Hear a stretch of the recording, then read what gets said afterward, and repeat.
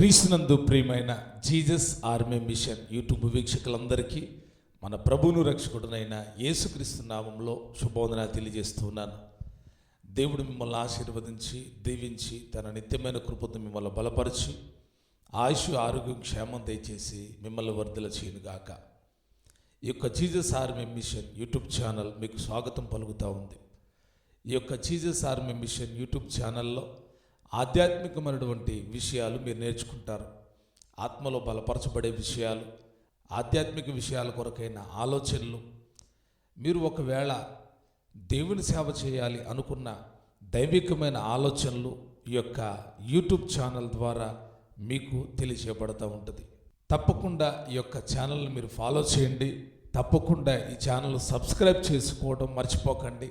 ఎందుకంటే మీరు నేర్చుకున్న సత్యాలు మీ ఆధ్యాత్మిక జీవితానికి బలమే కాక మీరు ఇతరులను బలపరిచేటువంటి రీతిగా మిమ్మల్ని మారుస్తాయని నేను నమ్ముతూ ఉన్నాను. కాబట్టి ఈ ఛానల్లో ఉన్న ఆధ్యాత్మికమైన విషయాలు మీరు వీక్షించి ఆధ్యాత్మికంగా బలపడాలని కోరుకుంటూ ఉన్నాను. దేవుడు మిమ్మల్ని దీవించుగాక. ఈరోజు మన ధ్యాన అంశం శత్రువు కుట్రను ఎలా తెలుసుకోవాలి, శత్రువుని ఎలా ఓడించాలి, ఎవరు మన శత్రువు, ఈ విషయాలు మనం నేర్చుకోబోతూ ఉన్నాం. మన జీవితంలో చాలామంది శత్రువులు మనకుంటారు. బాహ్య సంబంధమైన జీవితంలో అంటే ఈ లోకంలో మనం జీవిస్తున్నాం కాబట్టి చాలామంది శత్రువులు మనకుంటారు. అయితే వారందరి మీద కొన్నిసార్లు మనం విజయాన్ని పొందుతాం, కొన్నిసార్లు విజయాన్ని పొందము. కొన్నిసార్లు విజయాన్ని పొందినప్పుడు చాలా సంతోషిస్తాం, ఆహా వారి మీద నాకు విజయం కలిగిందని. దైవ గ్రంథంలో పాత నిబంధన గ్రంథం అంతట్లో కూడా శత్రువులపై విజయం, ఈ సందేశాలు ఎక్కువగా మనం వింటాం. ఐగుప్తు నుండి ఇశ్రాయేలు ప్రజలు బయలుదేరిన తరువాత ఎన్నో రకములైన యుద్ధాలు జరిగినాయి. వాటన్నిటి విషయంలో దేవుడు వారికి విజయాన్ని ఇచ్చాడు. అంత మాత్రమే కాదు, శత్రువుల విషయంలో దేవుడు వాగ్దానం ఉంది, నీ శత్రువులను నేను అణిచివేస్తాను, మీ శత్రువులు ఎదుట మీకు భోజనాన్ని సిద్ధం చేస్తాను అని ఇలా శ్రేష్టమైన వాగ్దానాలు ఉన్నాయి. అలాగే క్రొత్త నిబంధనలో కూడా యేసుక్రీస్తు ప్రభువారు అన్నాడు, మీ శత్రువులను ప్రేమించండి అని చెప్పాడు. యేసయ్య చెప్పిన విషయము పాత నిబంధన గ్రంథంలో విషయము బాహ్య సంబంధమైనటువంటి విషయం. మనిషిని మనం ప్రేమించవచ్చు. మనిషి రకరకాల విషయాల్లో శత్రువులుగా మారుతారు. కొన్నిసార్లు చాలా ప్రేమ చూపించి అంతకంటే ఎక్కువగా శత్రువులుగా మారిపోతారు. ఎందుకంటే వాళ్ళ మనసులు స్థిరంగా ఉండవు కాబట్టి శత్రుత్వాన్ని లోపల పోసుకుంటూ ఉంటారు, అలా పెరిగిపోతూ ఉంటుంది. కొంతమంది చెప్తారు కదా, మీ యొక్క ప్రవర్తన బాగుంటే శత్రువులు సైతం మిత్రులు అగుతారు అని. అది ఎప్పటికో సాధ్యమవుతుంది కానీ వెంటనే జరగదు. ఎందుకంటే ఒక వ్యక్తి తను తాను కాపాడుకోవడానికి ఏర్పాటు చేసుకునే శత్రుత్వం వేరు, నిజాయితీ కొరకు ఉండే శత్రుత్వం వేరు. ఎప్పుడైనా శత్రుత్వం వచ్చినప్పుడు మనం గమనించాలి, ఏ రీతిగా శత్రుత్వం ఏర్పడింది, వారికి వీరికి మధ్య శత్రుత్వం ఎందుకు వచ్చింది అని గమనించినప్పుడు దాని విషయాలు మనకు అర్థమవుతాయి. అలా గమనించకుండా వన్ సైడ్గా ఆలోచించి వీళ్ళు చెప్పిందే నిజమండి, వాళ్ళు చెప్పింది అబద్ధమండి అని మనం ఆలోచిస్తే ఎవరు శత్రువో అర్థం కాదు. వన్ సైడ్కి ఎప్పుడు ఆలోచన చేయకూడదు, వన్ సైడ్ జడ్జిమెంట్ కూడా చేయకూడదు. అయితే ఇక్కడ మనుషుల గురించి నేను ఈ భాగాన్ని నేను మీకు చెప్పట్లేదు. మనుషుల్లో కలిగేటువంటి శత్రుభావాల గురించి నేను చెప్పట్లేదు. ఎందుకంటే పౌలు గారు అంటాడు, మనము పోరాడున్నది మనుషులతో కాదు, శరీరులతో కాదు అంటాడు. మరి ఎవరు మనకు శత్రువు? మన ఆధ్యాత్మిక జీవితానికి ఒక శత్రువు ఉన్నాడు, వాడిని మనం గుర్తుపట్టాలి. ఇక్కడ మనం గమనిస్తే నేనన్నా శత్రువుని ఎలా పసికట్టాలి, శత్రువుని ఎలా ఎదుర్కోవాలి. శత్రువులను అల్లా మనము ఒకరిని బంధించగలిగితే మన మీద పనిచేసేవన్నీ కూడా బంధించబడతాయి. మనం ఒక్కడి మీద జయాన్ని పొందితే మన వెనకమాల ఫైట్ చేసే వాటన్నిటి మీద జయాన్ని పొందుతాం. సర్వసాధారణంగా రాజు యుద్ధంలో దొరికాడు అనుకోండి, సైన్యం అంతా సరెండర్ అయిపోతుంది. అలాగనే మనల్ని పాడు చేస్తున్న లేకపోతే మన మీద దాడి చేసిన, మన యొక్క జీవితాన్ని నాశనం కోరుకుంటున్న, మన మీద అనేక రకాలైన ప్రయోగాలు చేస్తున్న శత్రువు ఎవరో మనం తెలుసుకోగలిగితే తప్పకుండా వాడి కుట్రల నుండి మనం బయటకు రాగలుగుతాం. వాడు భయంకరమైన కుట్రలు చేస్తాడు. కుట్ర అంటే మీకు అర్థం కావాలి, నాశనానికి వాడు ఉపయోగించేటువంటి ఆయుధాలు. వాడు చాలా చాలా చాలా భయంకరుడు. వాడు ఎంతటి పరిశుద్ధుడినైనా పడగొట్టాలని చూస్తూ ఉంటాడు. పవిత్రంగా బ్రతికే వాళ్ళని నాశనం చేయాలనుకుంటాడు. పరిశుద్ధంగా ఉండే వాళ్ళని పాడు చేయాలనుకుంటాడు. వారి కుటుంబాలు పతనాన్ని కోరుకుంటాడు. వాడు శత్రువు. వీడికి రకరకాలైన వేషాలు ఉన్నాయి. అయితే నేను కొన్ని విషయాలు మీకు క్లుప్తంగా తెలియజేస్తాను. జాగ్రత్తగా శ్రద్ధగా వినాలని ప్రభుపేట కోరుకుంటూ ఉన్నాను. మన శత్రువు ఒక్కడే, అపవాది. వీడు మన శరీరానికి శత్రువే, మన ఆత్మకు శత్రువే. గుర్తుపెట్టుకోండి, శారీరకంగా ఎవరినైనా మనకు శత్రువులను తయారు చేసే పని ఎవడు చేస్తాడంటే వీడే చేస్తాడు. వీడు ఏం చెప్పిస్తాడు, లోపల గర్వాన్ని పెట్టి వాడంతా అనేటట్టుగా చేస్తాడు. ఇది శత్రువు చేసే పని. మనిషి మానవత్వంతో ఉంటాడు. ఎప్పుడు కూడా ఒకళ్ళని పాడు చేయాలనుకోడు, ఒకళ్ళు దోచుకోవాలనుకోడు, ఒకళ్ళ నాశనాన్ని కోరుకోడు. మరి అలా కోరుకుంటున్నాడు అంటే అర్థం ఆ మనిషి మూర్ఖత్వంలోకి వెళ్ళిపోయాడు. ఆ మనిషి గర్వాంధుడైపోయాడు. దానికి కారణం అందరూ అర్థం చేసుకోలేరు, దేవుని పిల్లలు అర్థం చేసుకుంటారు. దానికి కారణం ఏంటంటే శత్రువైన అపవాది చేసిన పని. ఈ విషయాన్ని గుర్తెరిగినప్పుడు అవతల వ్యక్తిని శత్రుత్వంగా మనం చూడగలుగుతామా? చూడలేము. ఆ విషయం మనకి తెలియనప్పుడే మనం వాళ్ళని శత్రువులుగా ఎంచుతాం. ఈరోజు చాలామంది కూడా దేవుని యొక్క స్వార్థకు శత్రువులుగా మారుతున్నారు. దేవుని యొక్క రాజ్య వ్యాప్తిలో యేసయ్య గురించి మాట్లాడుతుంటే మీరు యేసుప్రభు వారి గురించి చెప్పొద్దు, యేసుప్రభు వారి గురించి బైబిల్ పంచొద్దు, స్వార్థ కరపత్రికలు పంచొద్దు, ఈ విదేశీ దేవుడు యేసు అనేనా అని రకరకాలుగా తిడుతూ ఉన్నారు.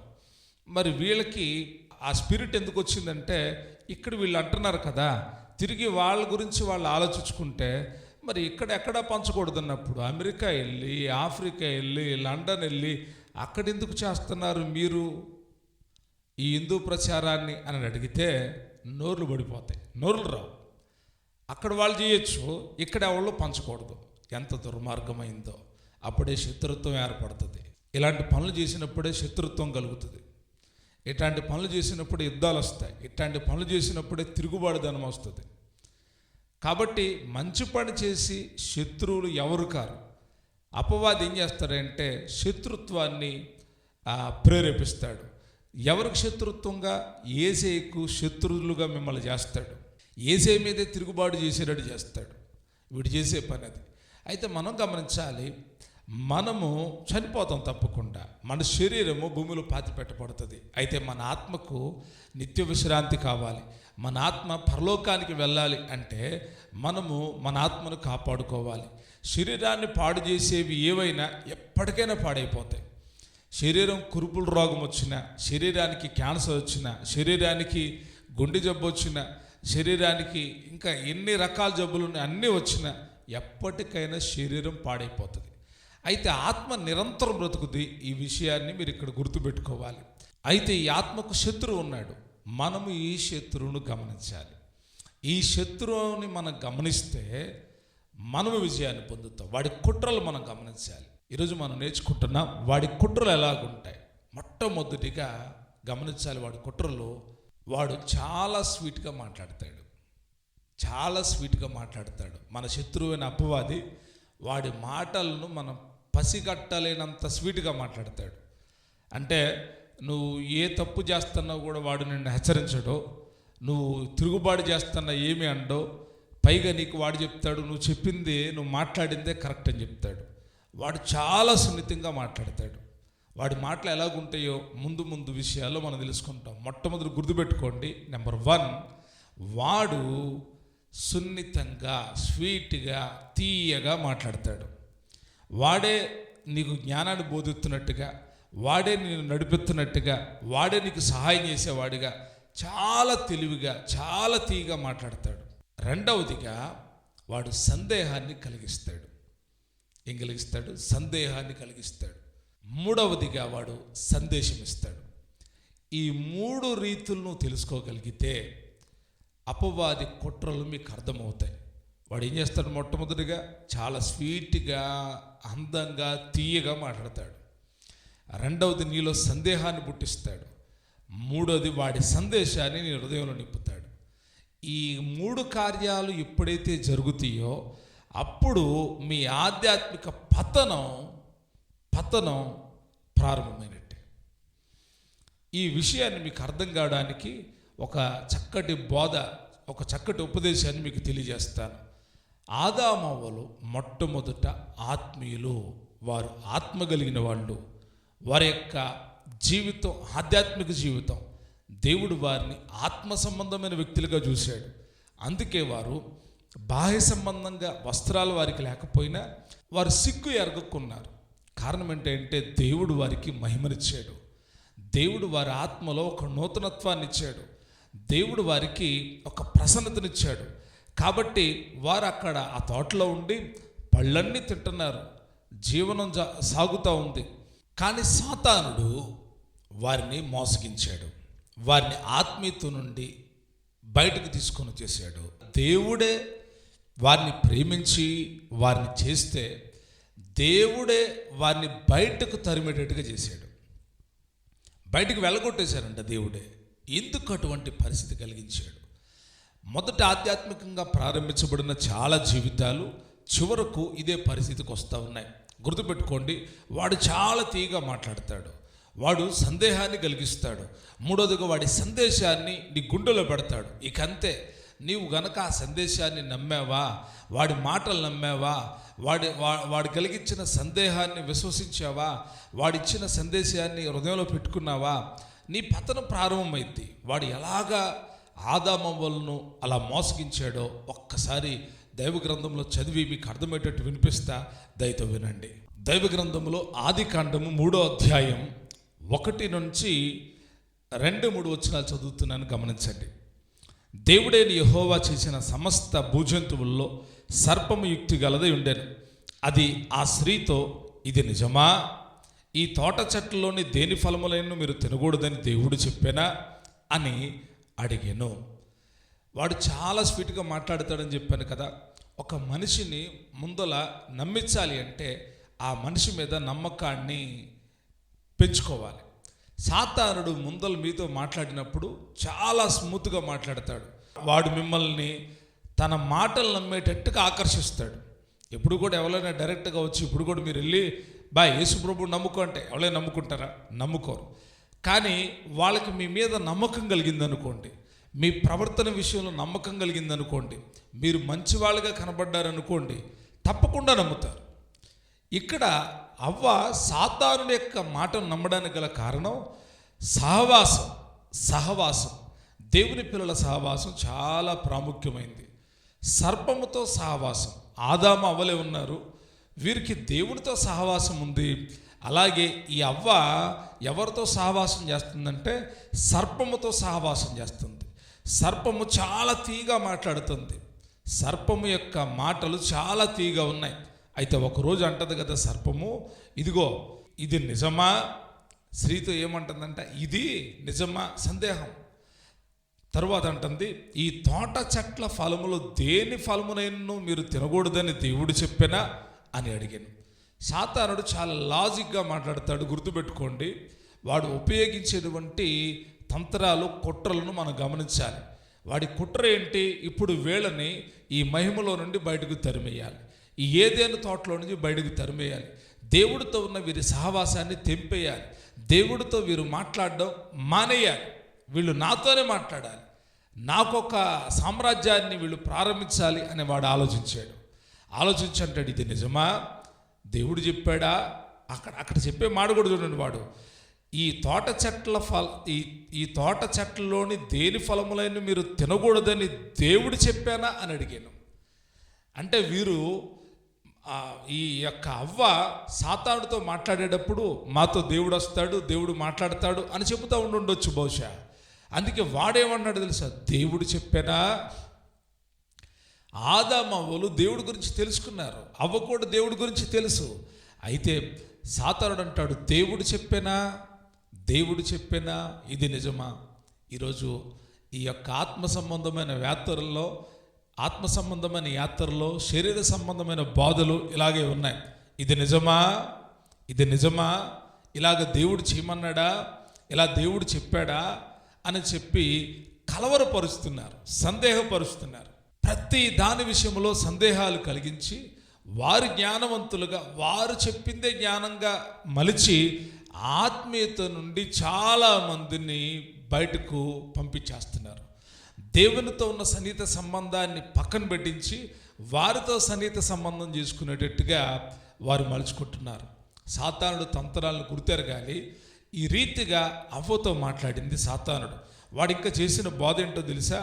అవ్వమ్మంది కదా, ఈ మాట సాతానుడు మాట్లాడినప్పుడు అందుకు ఆ స్త్రీ, ఈ తోట చెట్ల ఫలములను మేము తినవచ్చును, అయితే ఈ తోట మధ్యనున్న చెట్ల ఫలము గురించి దేవుడు మీరు చావకున్నట్లు వాటిని తినకూడదని వాటిని ముట్టకూడదని చెప్పానని సర్పముతాను. నిజంగా దేవుడు అలాగే చెప్పాడు అవ్వతో. ఆ మాట కూడా ఒకసారి చెప్పు. 2వ అధ్యాయం 16-17 వచనాలు చదువుతూనే గమనించండి. మరియు దేవుడైన యెహోవా, ఈ తోటలోనున్న ప్రతి వృక్ష ఫలములను నువ్వు నిర్భయంతరముగా తినవచ్చును, అయితే మంచి చెడ్డల తెలివినిచ్చు వృక్ష ఫలములను తినకూడదు, నీవు వాటిని తినదినమున నిశ్చయముగా చచ్చెదవని నరునికి ఆజ్ఞాపించాను. ఎందుకు దేవుడు ఈ మాట చెప్పాడు? ఆయన చెప్పిన మాటని అవ్వ ఎందుకు పర్ఫెక్ట్గా చెప్పలేకపోయింది? అవ్వమ్మ సాతానుడితో సంబంధాన్ని పెట్టుకుంది. గుర్తుపెట్టుకోండి, మీరు సాతానుడితో సంబంధాన్ని పెట్టుకుంటే, సాతానుడి యొక్క మాటలు వింటే, సాతానుడి యొక్క బాధ మీరు వింటే మీ లోపల ఉన్న ఆత్మీయత పాడైపోయింది. సత్యాన్ని మర్చిపోతారు. సత్యం ఎప్పుడైతే మరవబడుతుందో అసత్యం పెరిగిపోయింది. అసత్యం ఎప్పుడైతే పెరిగిపోతుందో ఆత్మీయతలో నుండి మీరు బయటికి వెళ్ళిపోతారు. మీరు బయటికి వెళ్ళగొట్టబడతారు ఆత్మీయతలో నుండి. దేవుడే మిమ్మల్ని ఆత్మీయతలో నుంచి వేరు చేసేస్తాడు. పరిశుద్ధత నుండి వేరైపోతారు, మహిమ నుండి వేరైపోతారు, సహవాసం నుండి వేరైపోతారు, సన్నిధి నుండి వేరైపోతారు. సత్యాన్ని గ్రహించడం మనిషి యొక్క లక్షణం. అపవాది సత్యములో నుండి మిమ్మల్ని బయటకు తీసుకొని వస్తాడు, సత్యము నుండి వేరు చేసేస్తాడు. అబద్ధమే సత్యంగా వాడు చూపిస్తాడు. ఇక్కడ ఆ రీతిగానే అవ్వతో మాట్లాడుతున్నాడు.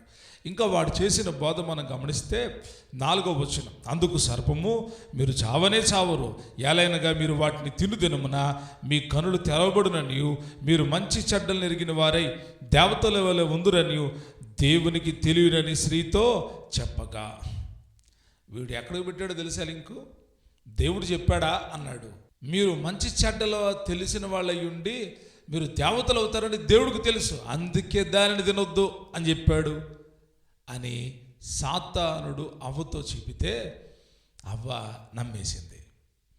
అవ్వ మోసగించబడింది. అవ్వ అపరాధములో పడింది.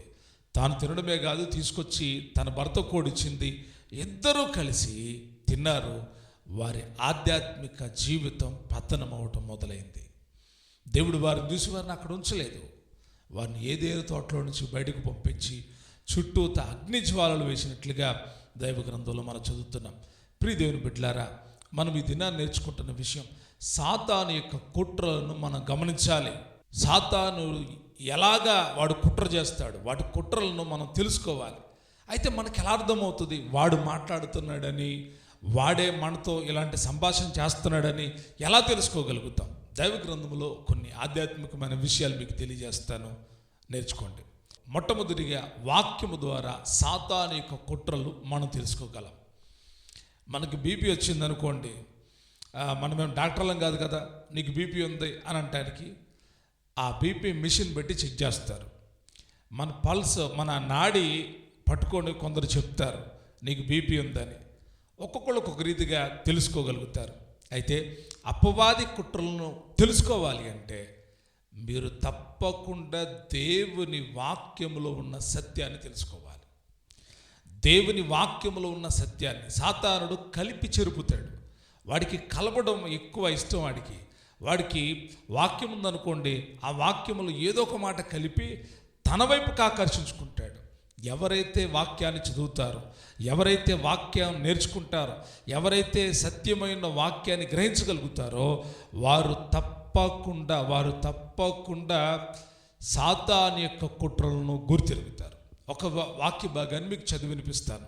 యోహాను సువార్త 8వ అధ్యాయం 31-32 వచనాలు చదువుతున్నాడు, గమనించండి. కాబట్టి యేసు తను నమ్మిన యూదులతో, మీరు నా వాక్యమందు నిలిచిన వారైతే నిజముగా నాకు శిష్యులయ్యుండి సత్యమును గ్రహించెదరు. అప్పుడు సత్యము మిమ్మును స్వతంత్రులుగా చేయునని చెప్పగా. దేవుని వాక్యము సత్యము. మీరు సత్యమందు నిలిచిన వాళ్ళైతే మీరు నాకు శిష్యులై ఉంటారు. మీరు సత్యాన్ని తెలుసుకోవాలి. సత్యం మీకు తెలిస్తే అబద్ధం అర్థమవుతుంది. సత్యం అనగా దేవుని యొక్క వాక్యమే. సత్యం అనగా యేసుక్రీస్తు ప్రభువారే. యేసుక్రీస్తు ప్రభువారు మాట్లాడిన ప్రతి మాటలు, దేవుడు మాట్లాడిన ప్రతి వాక్యాన్ని మీరు పరిశీలన చేస్తే సాతానుడు చెప్తున్న మాటలు మీరు అర్థం చేసుకుంటారు. యేసయ్యను కూడా వాడు శోధించడానికి వచ్చి పడగొట్టాలనుకున్నాడు. వాక్యముతోనే యేసయ్య వాడిని ఎదిరించాడు. మొట్టమొదటిగా సాతాను కుట్రలు మీరు తెలుసుకోవాలంటే ఒకటి వాక్యాన్ని మీరు చదవాలి. రెండవదిగా మీరు ప్రార్థనా జీవితాన్ని కలిగి ఉండాలి. మీరు ప్రార్థనా జీవితాన్ని కలిగి ఉంటే సాతానుడు మీ గురించి చేస్తున్న ఆలోచనలన్నీ మీకు తెలుస్తాయి. సిరియా రాజు చేస్తున్న ఆలోచనలు ఇశ్రాయేలు రాజుకు తెలియదు. కానీ దైవజనుడైనటువంటి ఎలీషా చెప్తాడు, ఇదిగో సిరియా రాజు పలానా చోట కాచుకొని ఉన్నాడు మీ మీద యుద్ధం చేయడానికని సమాచారం చెప్తాడు. ఎందుకు చెప్తున్నాడు అంటే ప్రార్థించేవాడికి దేవుడు తప్పకుండా సాతాను యొక్క కుట్రలు తెలుస్తాయి. ఇది నిజమండి, మీరు నమ్మాలి. ఒకటి వాక్యంలో ఉన్న సత్యాన్ని, వాక్యం చదవడంగా చాలామంది వాక్యం చదువుతారు, వాక్యాన్ని బోధిస్తారు, కానీ దానిలో ఉన్న సత్యం ఏంటో గ్రహించారు. వారు ధర్మశాస్త్ర పండితులు వాళ్ళతో యేసే చెప్తున్నాడు, మీరు సత్యాన్ని అనుసరించిన వాళ్ళైతే నాకు శిష్యులు అవుతారు. మీరు సత్యమును అనుసరిస్తే స్వతంత్రులు అవుతారు. మీరు దాసులుగా ఉంటారు, స్వతంత్రులుగా ఉంటారు అంటాడు. ఈరోజు చాలామందికి సత్యం అర్థం కావట్లేదు. ఎవడైతే సత్యాన్ని తెలుసుకుంటారో వారు సాతాను కుట్రలు తెలుసుకుంటారు. ఎవరైతే ప్రార్థన జీవితాన్ని కలిగి ఉంటారో వారు సాతాను యొక్క కుట్రలను గుర్తెరుగుతారు. మీరు ప్రార్థన జీవితాన్ని కలిగి ఉండండి, మీ మీద దాడి చేసే వాళ్ళు ఎవరిలో దేవుడు మీకు తెలియజేస్తాడు. మీరు ప్రార్థన జీవితాన్ని కలిగి ఉండండి, మీరు నిలిచి ఉన్న స్థలం మీద దేవుడు మీకు తెలియజేస్తాడు. ప్రార్థన జీవితం చాలా ప్రాముఖ్యమైనది. మూడవదిగా పేతురు రాసిన పత్రిక, మొదటి పత్రిక 5వ అధ్యాయం 8వ వచనంలో ఉంటుంది, నిబ్బరమైన బుద్ధి గలవారే మెలకువగా ఉండండి. ఎందుకంటే మీ యొక్క శత్రువైన అపవాది అయిన సాతాను ఎవరిని మింగుదునని గర్జించు సింహం వలె వాడు తిరుగుతున్నాడు. మూడవదిగా ఈ యొక్క సాతాను తంత్రాలు, ఈ యొక్క శత్రువు యొక్క కుట్రలు మనం తెలుసుకోవాలంటే నిబ్బరమైన బుద్ధి కలిగి ఉండాలి. నిబ్బరమైన బుద్ధి మారకూడదు. చాలాసార్లు మారిపోయింది బుద్ధి మారిపోయింది. ఏమీ లేనప్పుడు ఒకలాగా బుద్ధి ఉంటుంది, ఉన్న తర్వాత ఒకలాంటి బుద్ధి ఉంటుంది, పోయిన తర్వాత ఒకలాగా ఉంటుంది. ఇలాంటి బుద్ధి మంచిది కాదు. దేవుడిచ్చే బుద్ధి శ్రేష్టమైన బుద్ధి. ఆ బుద్ధితో నువ్వు అపవాది కుట్రలను గుర్తెరగలుగుతావు. నిబ్బరమైన బుద్ధి, స్థిరమైన బుద్ధి. దానియేలంట స్థిరమైన బుద్ధి గలవాడే. అందుకే అంచెలంచెలుగా దేవుడు ఆశీర్వదించాడు. ఎవళ్ళైతే నిబ్బరమైన బుద్ధి కలిగి మెలకు కలిగి ఉంటారో వారు సాతాను యొక్క కుట్రలను గుర్తెరుగుతారు. మీరు అపవాది యొక్క శత్రువు యొక్క కుట్రలను మీరు గుర్తెరగాలి అంటే నిబ్బరమైన బుద్ధి కలిగి ఉండాలి. అంత మాత్రమే కాదు, మెలకు కలిగి ఉండాలి. మెలకు కలిగి ఉంటే అపవాది కుట్రలను గుర్తెరుగుతావు. కొన్నిసార్లు మెలకు లేకపోతే నాశనం వచ్చేస్తుంది. యేసయ్య ఉపమానం చెప్పాడు. ఒక ఉపమానాన్ని ఆయన వివరించాడు. ఒక యజమానుడు దాసులకు చెప్పాడంటే, వెళ్ళి పొలంలో విత్తనాలు విత్తండి అని.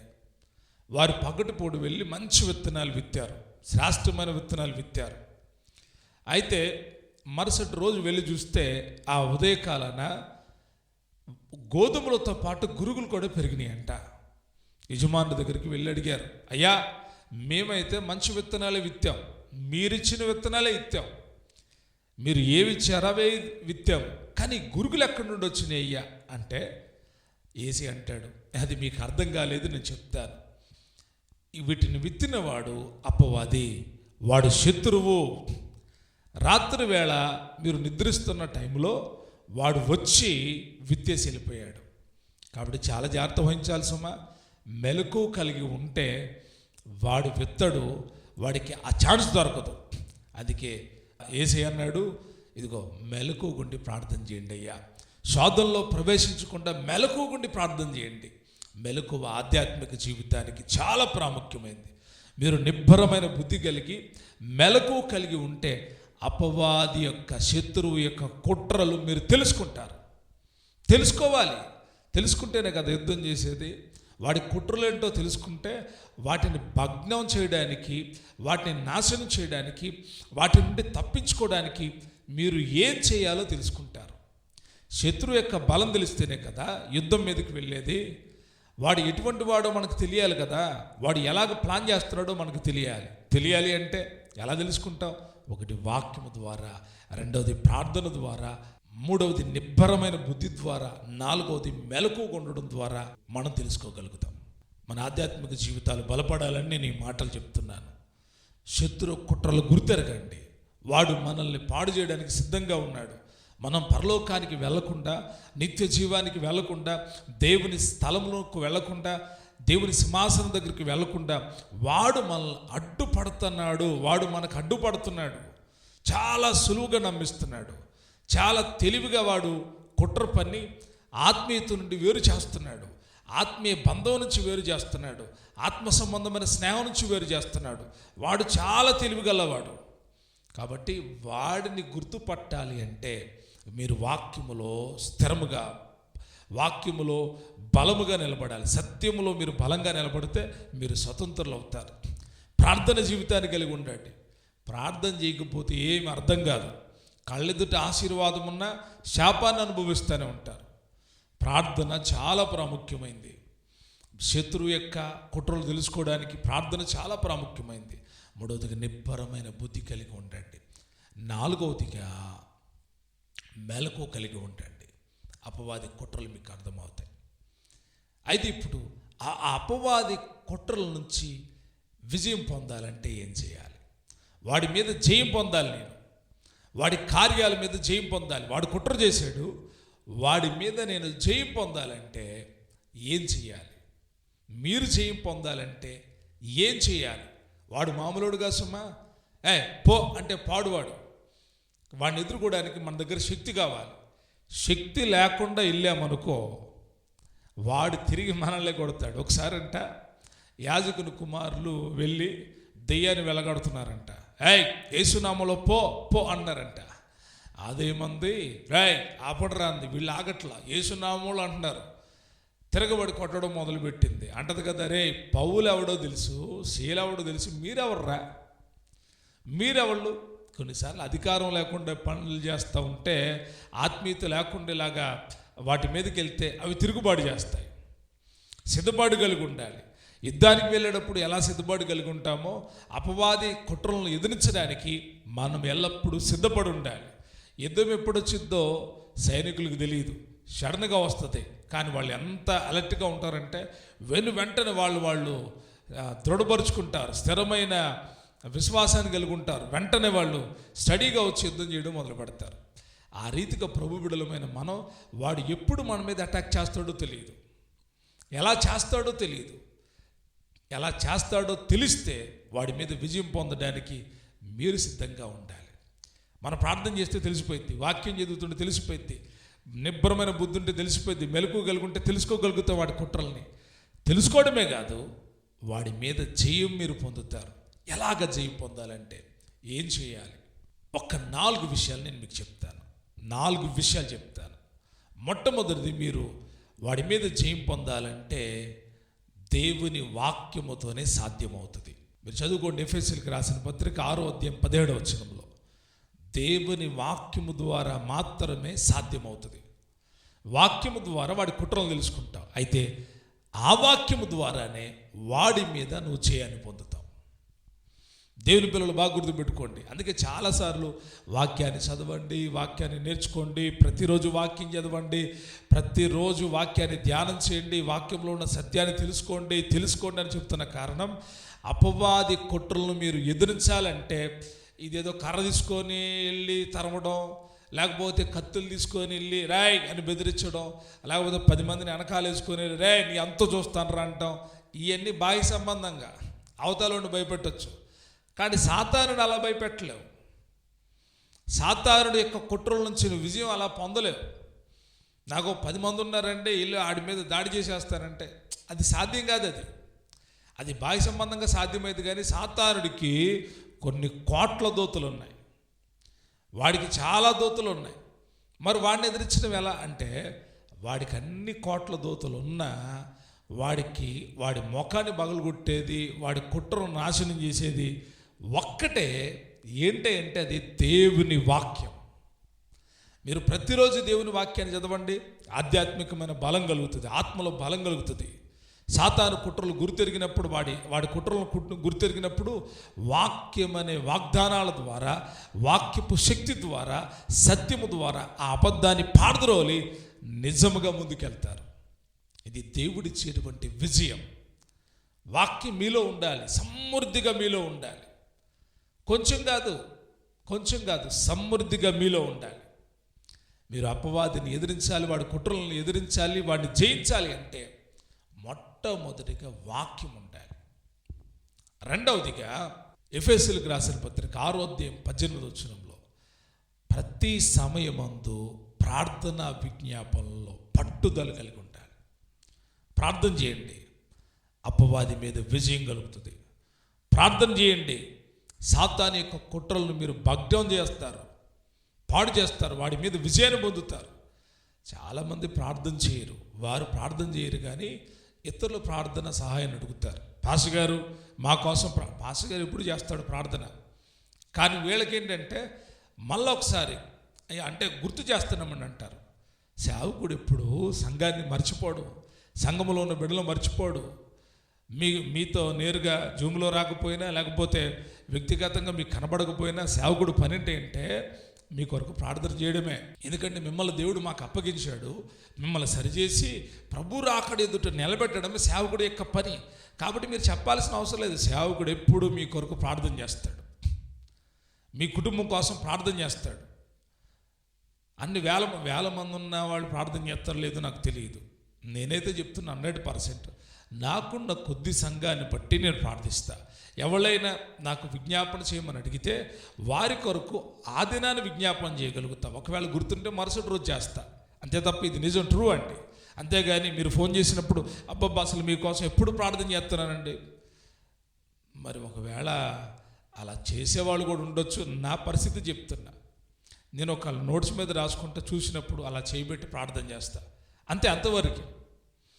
కానీ నా సంఘ విషయమో నేను ప్రార్థన చేస్తాను 100%. ఎందుకంటే వాళ్ళు ప్రభు రాకడలో చేరాలి, నాకు అప్పగించబడిన ఆ పిల్లలు ప్రభు రాజ్యంలో ఉండాలి. ప్రార్థన ఎందుకు? మీ వ్యక్తిగత ఆధ్యాత్మిక జీవితాలను బలపరుస్తుంది. ఎప్పుడు ఇతరుల మీద ఆధారపడమేనా, మా కోసం చేయండి అంటమేనా, పిల్లల్లాగానా? కాదు. మీరు అభివృద్ధి చెందుతున్న వాళ్ళు, మీరు ప్రార్థన ద్వారా విజయాలు చూడాలి. మీ వ్యక్తిగత ప్రార్థన ద్వారా మీరు బలం పొందుకోవాలి. మీ వ్యక్తిగత ప్రార్థన ద్వారా సాతానుడు కుట్రలను భగ్నం చేసి మీరు అనేకమైన అద్భుత కార్యాలు చేసేవాళ్ళుగా మారాలి. సాతానుడిపై విజయం రావాలి, మీకు సాతానుడిపై విజయం కలగాలి మీకు. కాబట్టి ఎల్లప్పుడూ ప్రార్థనా జీవితాన్ని కలిగి ఉంటే మీరు అపవాది తంత్రాలను వాడి మీద దాడి చేయగలుగుతారు. ఇది రెండవ విషయం. మూడవదిగా ఎఫెసీయులకు రాసిన పత్రిక 6వ అధ్యాయం 16వ వచనంలో ఉంటుంది, విశ్వాసం అనే డాలు పట్టుకోండి. విశ్వాసానికి సమస్తం సాధ్యమే. మీరు వాక్యం చదువుతున్నారు, ప్రార్థన చేస్తున్నారు, అలాగే మూడవదిగా విశ్వాసాన్ని కలిగి ఉండండి. విశ్వాసము విజయాలను కలుగు చేస్తుంది. విశ్వాసము ద్వారా అపవాది తంత్రాలు మీరు ఎదిరించగలుగుతారు. ఎప్పుడైతే మీ లోపల అవిశ్వాసం వస్తుందో మీరు మునిగిపోతారు. అవిశ్వాసం కలిగితే వెనక్కి వెళ్ళిపోతారు. అవిశ్వాసం కలిగితే దేవుడితో కొనసాగలేరు. మీరు విశ్వాసములో స్థిరులై ఉండండి, విశ్వాసములో బలవంతులై ఉండండి. విశ్వాసం అనే డాలు మీరు తీసుకొని వెళితే అపవాది వేసే ప్రతి అగ్ని బాణాలను మీరు ఎదుర్కొంటారు. విశ్వాసం అనే డాలు ఉండాలి. విశ్వాసం అనే ప్రార్థన వాక్యం ఉంది, అలాగే విశ్వాసం అనే డాలు. చాలామంది వాక్యము ప్రార్థన ఉంటుంది కానీ విశ్వాసం ఉండదు, నమ్మరు. దేవుడు కార్యాలు చేస్తాడంటే నమ్మరు, ఇంకా ఏదో చేయాలని కోరుకుంటారు. విశ్వాసం అలా నేర్పించదు. నువ్వు వాక్యాన్ని ప్రార్థన జీవితాన్ని కలిగి ఉంటే విశ్వాసము బలమైన కార్యాలు చేస్తుంది. మీరు వాక్యము ప్రార్థన జీవితాన్ని కలిగి ఉంటే మీ లోపల కలిగే విశ్వాసం దేవునిది. కాబట్టి మీరు ధైర్యవంతులుగా ఉంటారు, విశ్వాసముతో విజయాలు పొందుకుంటారు. మీరు అపవాది యొక్క ఆ కుట్రల నుంచి బయటకు రావాలి, ఆ కుట్రల నుంచి జయం పొందాలి. పసికడుతున్నారు మంచిదే, తెలుసుకుంటున్నారు మంచిదే. మరి ఎలాగా వాడిని తరిమి కొట్టాలి, ఎలాగా వాడిని పారద్రోలాలంటే వాక్యము ద్వారా, ప్రార్థన ద్వారా, అలాగే విశ్వాసం అనే డాల్ తీసుకొని ముందుకెళ్ళాలి. డాల్ అంటే పెద్దగా ఉంటుంది, ఆ డాల్ ఇలా చేతిలో పట్టుకొని సైనికుడి దగ్గర ఉంటుంది, ఇలా పట్టుకొని ముందుకు వెళ్తాడు. ఎందుకంటే వాడు ఏ బాణాలు వేసినా అడ్డు పెట్టుకొని ముందుకు వెళ్తాడు. విశ్వాసం అలా పనిచేస్తుంది. వాడి మీద మీరు విజయం పొందాలి. విశ్వాసం అనే డాలు చేతిలో ఉండాలి. 4వదిగా యాకోబు రాసిన పత్రిక 4వ అధ్యాయం 7వ వచనం ఉంటుంది, దేవునికి లోబడి ఉండండి, అపవాదిని ఎదిరించండి, అప్పుడు వాడు మీ యొద్ద నుండి వెళ్ళిపోతాడు. దేవునికి లోబడండి.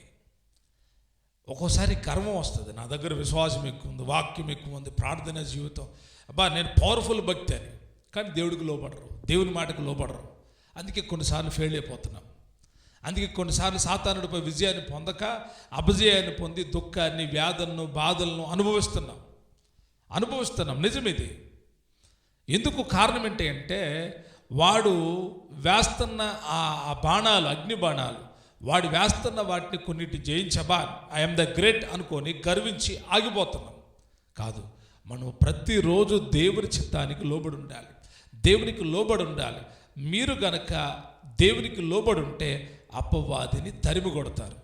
దేవునికి లోబడి ఉండండి, అపవాదిని ఎదిరించండి, అప్పుడు వాడు మీ యొద్ద నుండి ఏమైపోతాడు? వెళ్ళిపోతాడు. ఉండడేవాడు మీ దగ్గర పనిచేయడు, మీ కుటుంబంలో పనిచేయడు, మీ జీవితంలో పనిచేయడు, వాడు వెళ్ళిపోతాడు అంతే. ఈ 4 విషయాల్లో మీరు కంప్లీట్గా నేర్చుకొని అలా ధైర్యం కలిగి ఉండండి. మొదటిది వాక్యం, 2వది ప్రార్థన, 3వది విశ్వాసం, 4వదిగా దేవునికి లోబడి ఉండండి. మీరు లోబడి ఉంటే అపవాదిని ఎదిరిస్తారు, అపవాది పైన విజయాన్ని పొందుతారు. సాతానికు కుట్రలన్నిటినీ పటాపంచులు చేసి ఆధ్యాత్మిక జీవితంలో ముందుకు దూసుకొని వెళ్ళిపోతారు. ఇక మిమ్మల్ని సాతానుడు ఏం చేయలేడు, వాడు పారిపోతాడు. మీరు దేవునికి లోబడ్డారు కదా, వాడిని మీరు తరుముతుంటే ఎక్కడ నిలబడ్డవాడు రాయ్ పోరా అంటే వెళ్ళిపోతాడు. ఎందుకు? మీ దగ్గర వాక్యం ఉంది, మీ దగ్గర ప్రార్థన ఉంది, మీ దగ్గర విశ్వాసం ఉంది. అలాగే 4వదిగా మీరు దేవునికి లోబడ్డారు కాబట్టి వాడంత మాత్రం ఎదుటి నిలబడలేడు. మీరు ప్రార్థన, వాక్యము, విశ్వాసం ఉండి గర్వించారనుకో, దేవునికి లోబడకుండా, దేవుని చిత్తం తెలుసుకోకుండా వాడితో నాగండి, వీడితో నాగండి అని గర్వించారనుకో, భక్తికారం అవుతుంది. అప్పుడప్పుడు అది మీ నాశనాన్ని కలుగజేస్తుంది. భక్తులు ఎప్పుడు గర్వించకండి. దేవుడి చిత్తానికి ఎప్పుడు తగ్గించుకొని, దేవుడి చిత్తం అంటే తగ్గింపు కలిగి ఉండడమే. లోబడి ఉంటే మీరు అపవాది మీద జయాన్ని పొందుతారు. కాబట్టి ప్రియ దేవుని బిడ్డలారా, ఈ దినాన్ని తెలియజేసే వాక్య భాగం, మీరు జయం పొందాలి. శత్రువు యొక్క కుట్రలను మీరు తెలుసుకోవాలి, వాటిపైన విజయాన్ని పొందాలి. అంతిమ విజయం మీదై ఉండాలి. మీరు సాతాను చేతిలో ఓడిపోకూడదు, సాతానుడు మీ చేతిలో ఓడిపోవాలి. మీరు దేవుని రాజ్యాన్ని స్వతంత్రించుకోవాలి. అందుకే వాక్య భాగాలు తప్పకుండా బలపరచబడండి, ధైర్యపరచబడండి, విశ్వాసాన్ని కలిగి ఉండండి, ప్రార్థన వాక్యాన్ని కలిగి దేవునికి లోబడి ఉండండి. మీరు విజయాలు చూడగలుగుతారు, ఆధ్యాత్మికంగా బలపరచబడగలుగుతారు. దేవుడు అట్టి కృపను అనుగ్రహించి మిమ్మల్ని ధైర్యపరిచి బలపరిచి నడిపించునుగాక. ఆమేన్. ప్రియ స్నేహితులారా, మీరు తప్పకుండా ఈ యొక్క ఛానల్ సబ్స్క్రైబ్ చేసుకోండి, లైక్ చేయడం, షేర్ చేయడం మర్చిపోకండి. ఈ ఆధ్యాత్మికమైన విషయాలు మీరు ఇతరులకు షేర్ చేయండి, తెలియచేయండి. ఈ పరిచయలో మీరు పాలుభాగస్సులు కండి. దేవుడు మిమ్మల్ని దీవించునుగాక. Amen. Thank you. God bless you.